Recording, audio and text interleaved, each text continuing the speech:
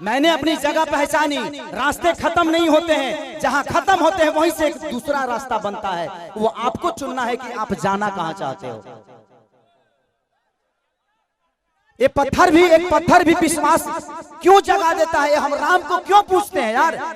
पूछने का कारण है कि राम ने कर्तव्य किया है, और हम पत्थर में भी भगवान ढूंढ लेते हैं, और हम इंसान होकर एक इंसान को नहीं बदल सकते। ए जी सुनो तनी एक बात हम कहीं। बोला।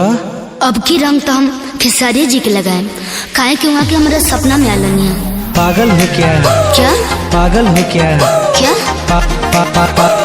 पागल हो क्या? क्या